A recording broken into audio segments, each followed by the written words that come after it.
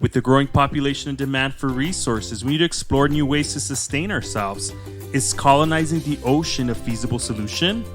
Hey there, fellow learners. Welcome back to another exciting episode of STEAMspirations, where we make education fun and engaging.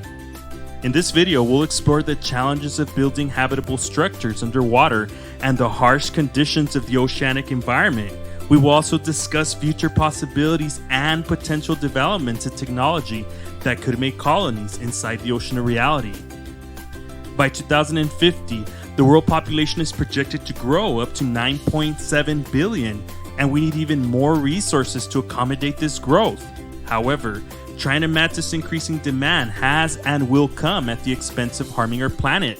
With global warming, rising sea levels disrupting natural ecosystems, endangering many species, and polluting the environment, it's obvious that unless we as a civilization are not mindful of our actions, we would eventually invoke natural catastrophes that would destroy everything we have built. In this video, we will explore whether colonizing the ocean can be a viable solution.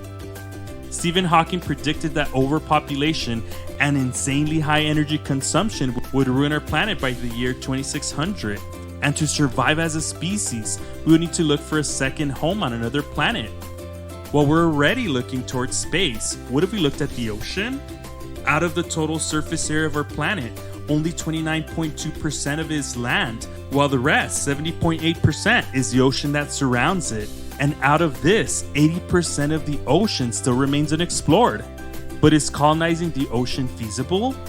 Pumping and sustaining a circulation of breathable air inside a dome, tower, or a skyscraper built underwater is not impossible. The Aquarius Reef Base, an underwater base, has already been built 15 meters underwater and is fully functional. So it shows that if we scale up such a project, we can build habitable structures underwater. But we're forgetting that the ocean is a harsh environment, and while such a plan might be feasible, it might not be as practical as we think it to be. The deeper we go underwater, the more pressure we experience, and there quickly comes a point where this pressure becomes a huge problem. For instance, at 25 meters underwater, at only 2.5 atmospheres, we're susceptible to a condition called inert gas narcosis, triggered by inert gases like nitrogen. This affects our central nervous system, much like anesthesia, inducing psychosis, hallucination, and affect irrational judgment. Even if we build an insulating structure as close to the surface as possible, such as a tower, we still cannot escape from the effects of underwater pressure.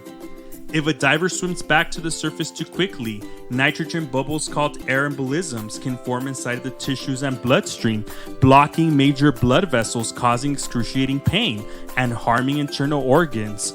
To avoid air embolisms, divers swim back to the surface very slowly and take frequent breaks in between to let these nitrogen bubbles exude from their bodies.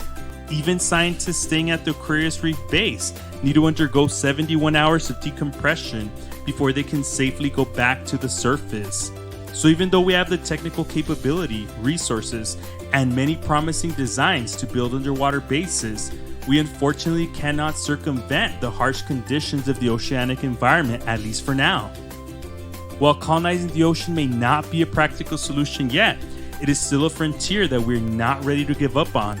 As we set our sights towards exploring new frontiers, the ocean is another frontier that we could potentially explore in the future.